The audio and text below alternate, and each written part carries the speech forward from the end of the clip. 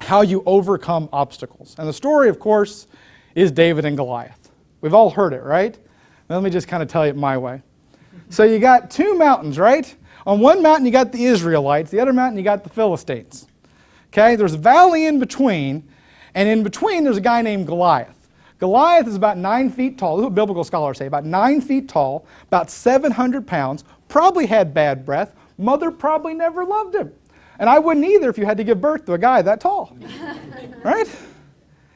David's on the other side. David's brothers were actually fighting in the war, and at this time, the families would feed the soldiers. So David's coming up to the front line. He's got food with him. And as he's going up, he starts hearing rumors about what's going on at the front line. He gets up to the front line and they tell him what's happening. And what's happened is Goliath has challenged. They don't want to get into all this killing thing. They just want to make one challenge. You bring down your best.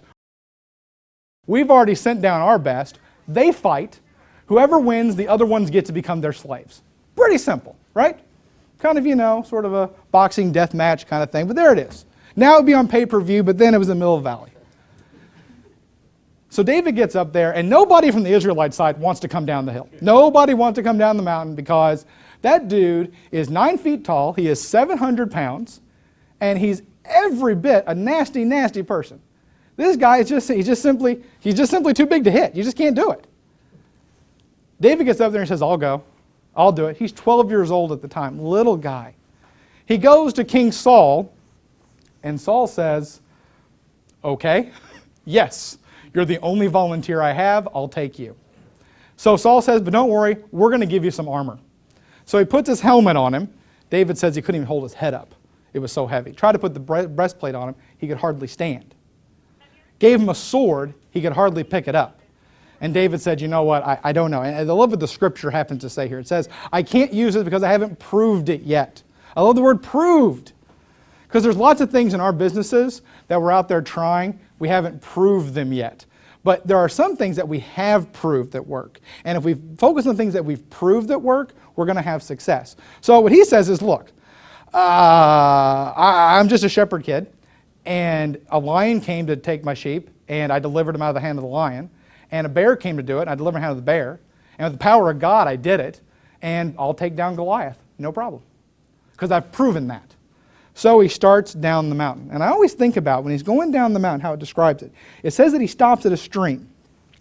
And I just think about how he gets down in the stream, and he picks up these rocks, and he's holding on to the rocks. And I always think he's weighing them in his hand, realizing where he's about to go. And then he's got this inside-the-box idea. And that inside-the-box idea is, I'm going to throw rocks at somebody. This wasn't a first, mind you. Okay? It was just a bigger target, that's all. So he puts him into a little pouch, and he walks the rest of the way down the mountain. Goliath sees David. First thing he says is, am I a dog to you? How dare you send a boy? They were trash talking, So he says this thing, and David says something back to him. He says, and I'm paraphrasing here, I'm going to kill you, you uncircumcised Philistine. That's what he tells him. I'm going to get you. And Goliath just backs up, and he says, fine, you go first. Whatever you want to do, give it your best shot. 'Cause the boy's unarmed, right?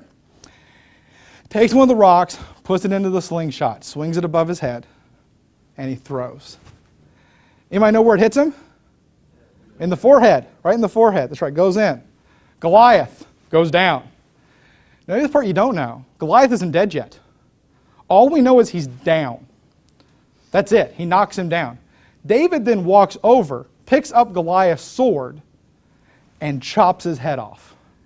David then picks up Goliath's head and shows it to the Philistines. By the way, we still have more breakfast back there if anybody's interested. Shows it to the Philistines. Philistines go running. Israelites, they go running too, down the mountain. Okay? They're going to go chase him down, and they start to fight, and of course they win. We all know what happened to David. What's interesting is I've asked the question, who could have killed Goliath? The answer is anybody. By the time we get around to killing him, he's flat on his back. David's much taller by the time we get around to doing that particular part. What the hard part was coming down the mountain and believing you had the tools that it took to be successful to defeat him. The difference was, I think, is attitude. And it was David's attitude. And this is the attitude you have to have. You have challenges in your life. You have challenges in your business. There are things that you are up against that are big. We all have our Goliath everywhere.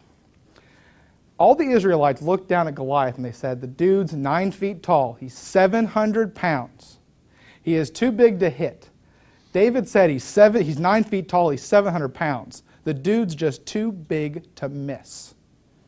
And he went down and he did it.